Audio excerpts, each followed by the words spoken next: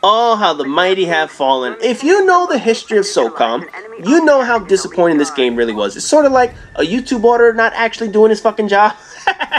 Fuck him, can't censor my shit anyway. Now, for those of you who played Socom, were faithful fans to the series, you're well aware of the complaints this game had. For those of you who aren't familiar with Socom's history, I'll give you a tour down memory lane. When Sony launched their first attempts at playing online with PlayStation 2, Socom was the very first game to go online. Zipper made the original Socom, and those who played it got to play the very first online game for PlayStation 2. Zipper went on to make parts 2 and 3 along with a shitload of other Socom related games for Sony handheld devices and spin-offs to the main series, whatever meant. The game sold pretty well.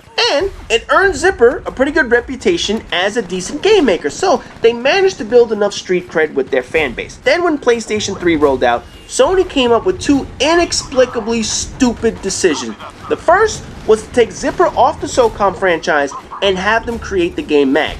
The second was to have Slant6 create Socom Confrontation, which was an abysmal nightmare. Those of you who played Mag probably enjoyed the game. I believe I played the demo or the preview, whatever the fuck that game was. I don't fucking remember what it was. I know I played something. The game wasn't my full flavor of online shooter, mainly because I felt like it was just one gigantic clusterfuck. And I spent most of my time looking at an objective marker or whatever the fuck it was, and a shitload of people in front of me to get there, and I kept having to shoot one motherfucker, another one would respawn. Oh man, I ain't gonna get into Mag. However, the game didn't lag.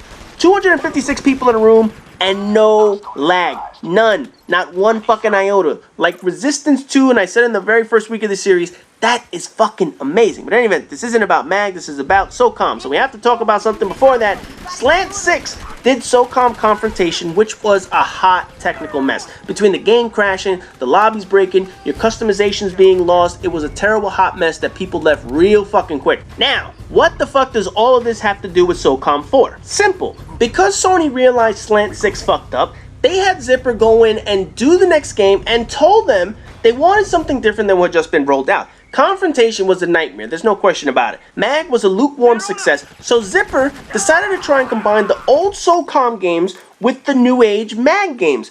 Granted, Socom is a third-person shooter and Mag was a first-person shooter, but they tried to go the whole Call of Duty route with Socom. The one thing old-school Socom players will tell you is that this series is nothing like Call of Duty. The only thing close to that is Search and Destroy, where there are no respawns per round. You need to wait until the next round, but in Socom 4, they added shit like Team Deathmatch, normal respawn modes, all that crap that you can get from Call of Duty. They made the movement players feel robotic compared to the prior games. Granted, the prior games weren't lifelike either.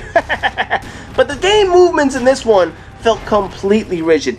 And then to top it off, the PlayStation Network security breach outage occurred just a few days after this game went on sale. With only a few days to play this shit, the outage lasted almost a month. And by the time it came back, people really just didn't give a fuck about this game anymore. Me personally, during the outage, I was playing the co-op portion of this game, not with people obviously, but you had the ability to control the friendly AI and move them into positions while you did like 5 or 10 missions or so like that. And that's the exact footage that you guys are seeing in the background. So by the time I got some real players to play with during these missions, I already knew where I was going to go and what I needed to do. The missions weren't too bad, and they probably would have been fun to play with some other people, but nobody really bought this fucking game. So I played the co-op all by myself. I unlocked all the shit, I unlocked every single gun, all the equipment, all the perks, every fucking thing you could possibly imagine I unlocked in this game on co-op before we can actually play co-op with other people. So when this game came back, I was kicking the shit out of everyone.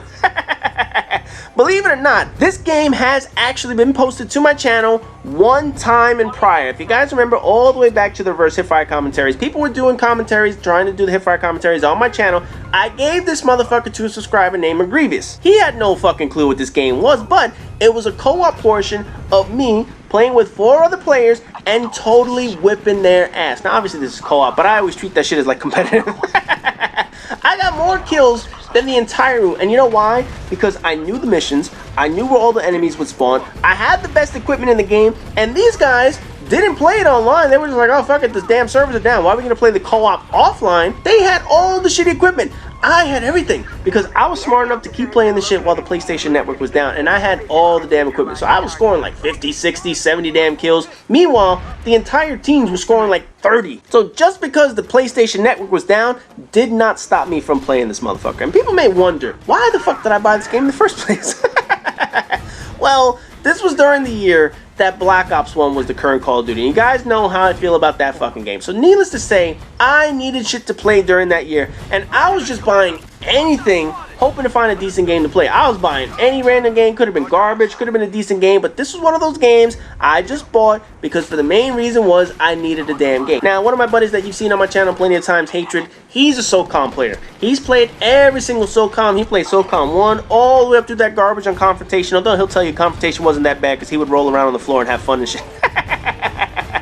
But he bought this game, and even he said, this shit is horrible. He's like, fuck this shit, I'm going back to Black Ops 1. Black Ops 1 wasn't good, and even he went back to that motherfucker because this game was just outright boring up in this bitch, man. The campaign alone in this game was as generic as you can possibly be. You control some soldier motherfucker, you lead a team of 5 people into a war zone, you control where they go and you shoot, you know, you can say, okay, you 2 people move up here, you people move up here. That's the gist of it. Just shoot shit to your heart's content. They also offer these stealth missions with this Korean chick or whatever the fuck. Basically, you had to navigate into enemy territory undetected to complete some kind of objective. I'm telling you right now, it was bland. There was nothing more to this story other than a bland military shooting storyline. If you want to play a bland shooter and a bland campaign, this is the perfect game to play. If you want to play games with personality, go play something else. Ultimately, this game, combined with Socom Confrontation and MAG, ended up costing Zipper Interactive. Sony decided to close down the once proud studio, all because of a few misfires in the crowded shooting market. What started out so well for Zipper with the original Socom and all their other PlayStation 2 versions of the game quickly turned downhill and ended with this game. Some studios, like Factor 5, fucking up Layer, put out crap, and you know why they get closed. But Zipper was a pretty competent studio. They built a 256-person multiplayer with no lag. None! No lag! That's it. But unfortunately, people didn't buy that shit. And then they came out and they made this generic game, which all but sealed their fate. You know, I don't think the PlayStation outage was what truly caused their problems. It could be a factor. But this game clearly wasn't a top-notch game. It was average, it was basic, it was very, very generic. When you compare this to all the other shooters that came out, whether it was Call of Duty, Killzone, Halo, Gears of War, all of those games have personality. All of those games have extra features that make people keep coming back and want you to play that motherfucker. This game had none of that.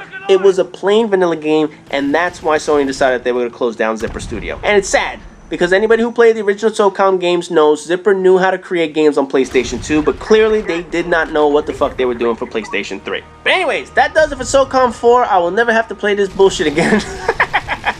So as always, rate, comment, subscribe, and all that good shit, and I'll see you guys in the next video.